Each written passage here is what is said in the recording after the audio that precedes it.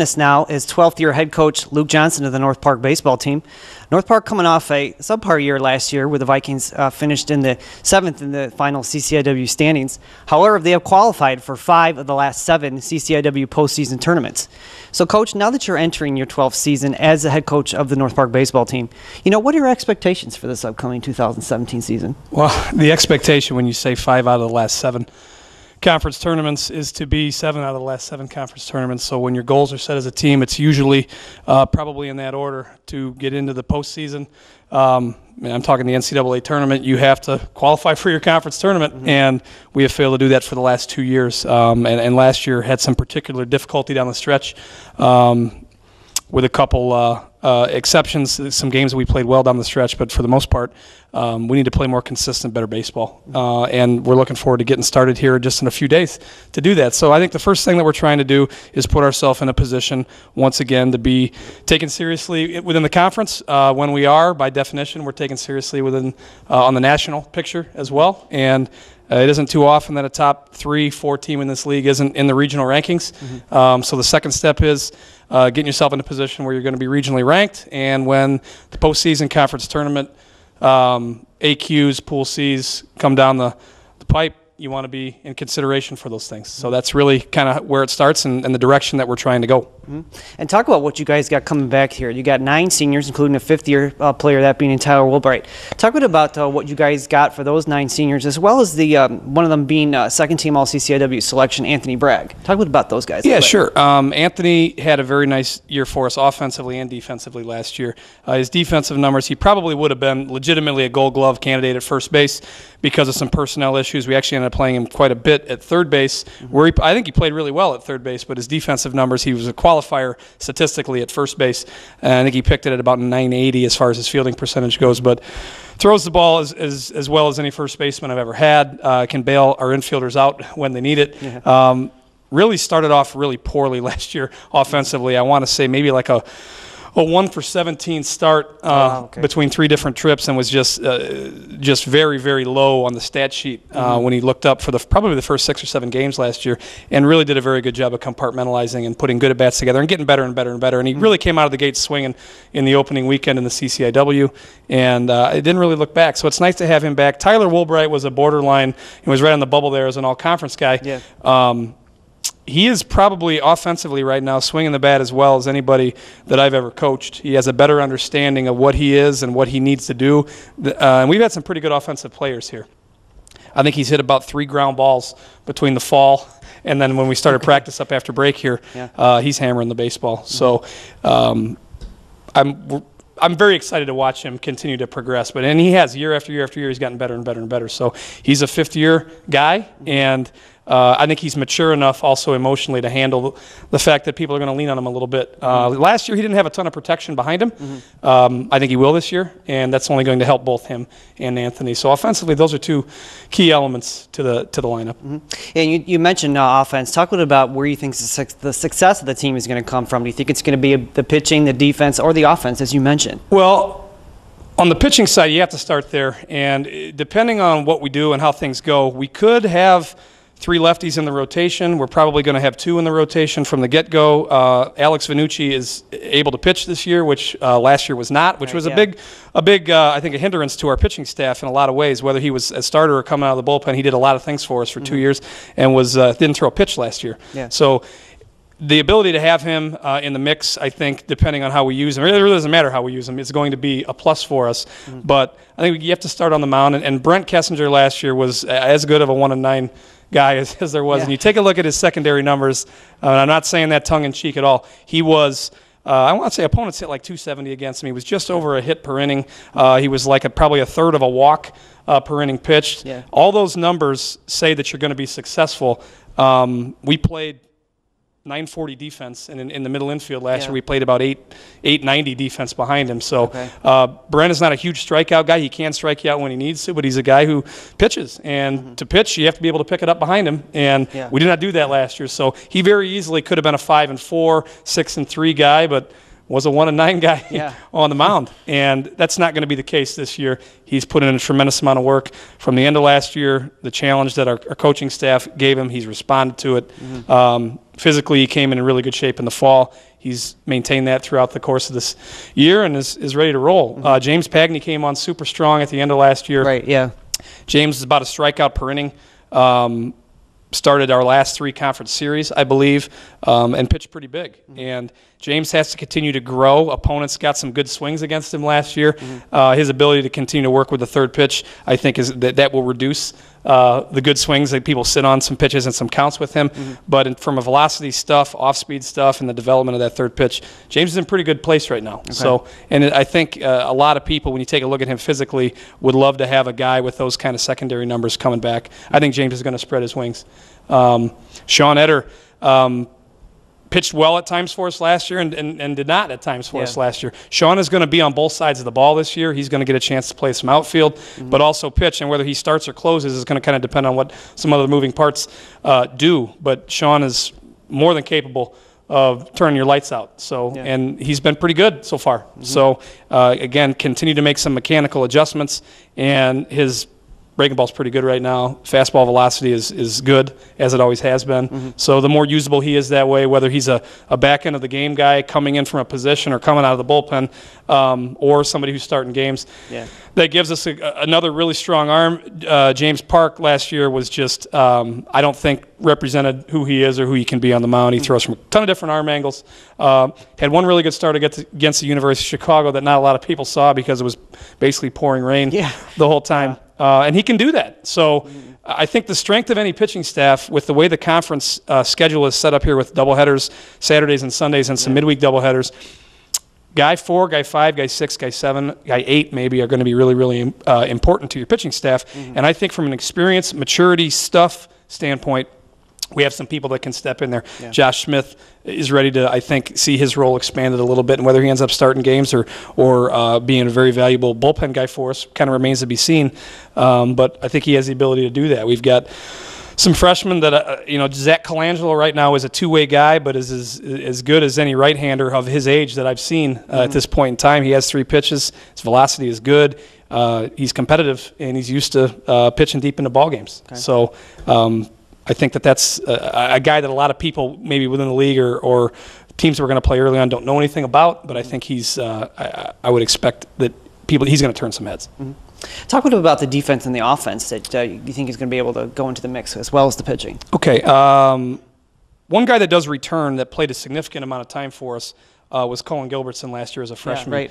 And Cohen was super productive offensively. You take a look, and I want to say his on-base percentage was like 460 or something. Hit 320-ish as a freshman. And Colin is going to be able to bounce around. He's going to be able to play some short when we need him to. If we need him to, he's going to be able to play some second base, play some third base, man up in the outfield a little bit. He will be moved around. His left-handed bat is awfully good, and as he matures and continues to figure out how to use his body a little bit more and his leverage, he's going to be a pretty scary hitter. Greg Grana was our best hitter last year when he went down. At the time that he went down, and he had a non-throwing shoulder injury that he sustained while catching, that he had to have surgery on. And I think Greg was slugging over 500 and was on base at like a 440 clip and was playing lockdown defense. And then all of a sudden he wasn't there, which hurt us. We're as good behind the plate as I think we've ever been in terms of number of guys and depth and the drop-off that we won't have. Seth Dvorak is going to have a chance to play third base, maybe play some outfield catch as well. Was an awfully productive player at Oakton Community College, statistically. Just a high-average hitter, can slug it, get on base, can run. He may end up at third base. He'll catch a little bit. But Greg will probably shoulder the load down behind the plate. Cam Adams was very good stepping in when Greg went down last year, and Cam has showed I think the ability to be who we thought he was going to be offensively. Cam may play some left field. There probably is no way right now, especially early on, we have to have all 3 of those guys that are catchers for us in the lineup right away. So we may have some guys maybe a little bit out of position, but I think from an offensive standpoint, it'll more than make up for it, and we're as good as anybody defensively behind the plate. So I think you start there. Nate Simons will bounce around and spell some guys as well. Nate hit 317 last year for us. Started at shortstop at the beginning of the year, ended up playing second base, a little bit of right field.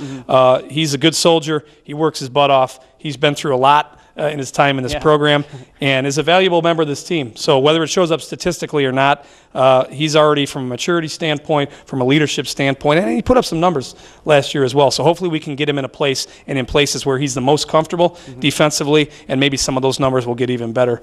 So those are guys that I would watch that are returners to the program offensively and defensively. As far as newcomers are concerned, we got a junior college transfer, and I guess Seth is a newcomer as well, but we have a junior college transfer in Dean Emanuel, who's a nice left-handed hitter, can play the middle infield and can run, is going to figure into the mix as well. We have a lot of bats, left and right, that we're going to have to try to figure out positionally, try to find some time for, and Dean is one of them. Anthony DiNardo came in and pinch hit quite a bit for us last year. He's got a pretty good stroke and can be counted on in some roles like that. Yeah. Not that he's a new guy, but he didn't play a ton last year. Jared Cantu, who also played football this year and was a return specialist for our football Vikings. Yeah. You know, Jared was, I want to say, our first visit last year. And when he committed, we were ecstatic because he can flat out fly. Yeah. He can just run. And he's ready to play defense right now, and he looks like he's ready to play, swing the bat offensively at the college level as well. Nico Buck didn't get a ton of time last year. Yeah. Nico can flat out play center field as another left-handed bat. Nico can fly, and if Nico is healthy and continues to stay healthy, I think he can be a pretty special player here. So there are some guys that are ready that people don't know. Charles Robin is probably going to play shortstop for us. Charles is a freshman. Actually, by age, is a sophomore by age, but it's a freshman eligibility-wise. Okay. Charles is going to be awfully good. And defensively in the middle infield, physically his strength, he's going to be a pretty good offensive player as well. But he's going to pick it as well as any of the shortstops that we've had. And strong arm across the diamond, and really can hit and can fill up the middle of the field. Barrels a lot of baseballs, and is a pretty good runner and is a pretty good base runner as well. So we're looking forward to having some options in the middle. Instead of, if we don't play well there, having to live with what we have. And I don't think we're going to be in that situation, which I alluded to earlier on. The bane of our existence for the last year and a half has been an inability to end innings in the middle infield, and I don't think that's going to be a problem this year. Okay. Talking about your schedule, too, you guys already start coming this Saturday. You guys go down to Hendrix College. Talk about that non-conference schedule a little bit and the strength of the schedule you guys got this season. I think it's tough. And I think the first weekend, Hendrix has played already. They've played 3 games. They've played some pretty good competition. We will play them at their place. We will play Spalding as well, who's coming off of a pretty good year last year. Spalding returns at least 2 arms that, from what I'm told, are capable of shutting your lights off if you let them. So I think we're going to be tested early, and when you face a team like that that's got some power arms, and it's the first game out of the chute, you never know what you're going to get. So we'll see. We've been spending a lot of time this week on working offensively to defend that a little bit. But those are going to be, I think, and when we went down to Hendrix last year, they had a pretty good season. We were not expecting to go down there and get swept, and we did, and we got swept every way that you can get swept. So it has nothing to do with payback. We want to go down there and show that we're a better baseball team. I've got a former player who's a pitching coach down there, and quite honestly, on the bus ride back, I was a little bit embarrassed how we played. So that's a good first weekend for us. And then we go down to Birmingham, and we end up playing Birmingham Southern twice. We were supposed to play Wash U twice. Some scheduling things got switched. Wash U has to be very careful with strength of schedule and some other things because they're Pool B, and so it's very important for them to manipulate their schedule as much as they can early on. So that's okay. We were supposed to have 2 with Wash U, but instead we're going to have 2 with Birmingham Southern. Coach Weisberg is a good friend of mine. Phenomenal program. Depending on what publication you read, Baseball America has them as number 1. Wow, okay. I think the D3 poll has them at number 5. They've got at least one guy who's a legitimate professional prospect on the mound. Okay. They're very well personneled, and they're well coached. So it'll be fun. And both those teams, and Wash U, I believe, is ranked number 9. Okay. So that's basically a regional tournament that we're going to go down and play right off the bat. So that'll be fun. Yeah. In a really good venue, and our guys haven't played down there in a while. It's a really fun place to play. It's a really good atmosphere. We're treated really well. So we're looking forward to that. We're looking forward to playing good baseball down there as well. And then we come back for a few days and then go to St. Louis the week after that and play Webster twice, who didn't qualify for the postseason last year for the first time in forever, but had been 2 out of the last 3 World Series and been a kind of a stalwart in the region. Had been fighting with a couple other programs that really had been the number 1 team in the Central region for a while. And they're going to be, I think, able to reload and be pretty good. We play them twice, and we play Benedictine, and we normally play around here. Yeah. We're going to play down there. So hopefully the weather will hold that weekend. Sometimes it does in St. Louis, sometimes it doesn't. Right. But I think we're close enough with those guys where we can make those games up if we need to. Yeah. And then we go to Florida and open up with Haverford, who won 27 or 28 games last year.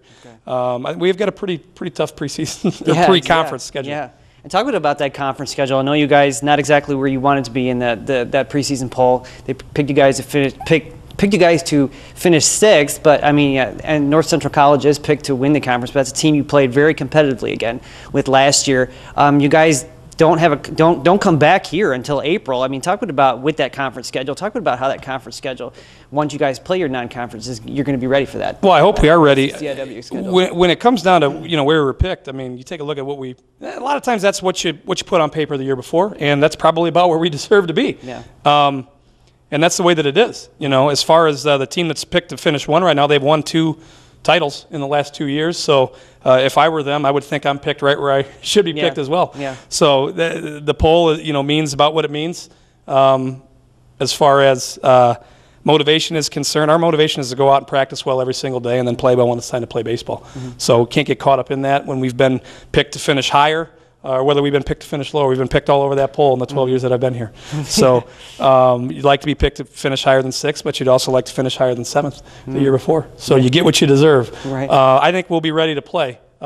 The question will be, will we be ready to win at that point in time? And that's really the coaching staff's job and the players' job to continue to respond to whatever occurs prior to getting back here. And we will only play right now on the schedule.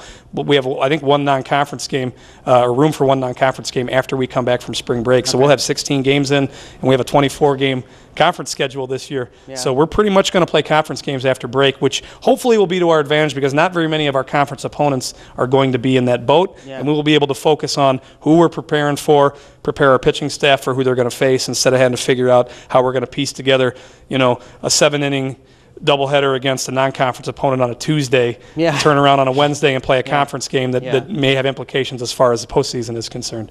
So all those games are important. The regional rankings take everything into consideration, and I think that being able to spread those games out, first of all, it allows us not to miss a ton of class in a row, which is very important for our just the well-being of our players as students, but we're also able to, I think, if you got an injury in the middle of that, well, you may have a guy out for a calendar week, and he could miss 10 games, 8 of which are really, really meaningful. Yeah. And so the fact that we can avoid that, hopefully, will be to our advantage. All right. Well, thanks so much for taking the time today, Luke, and we wish you guys the best of luck in 2017. Thanks, Kevin. I really appreciate it. Thank you.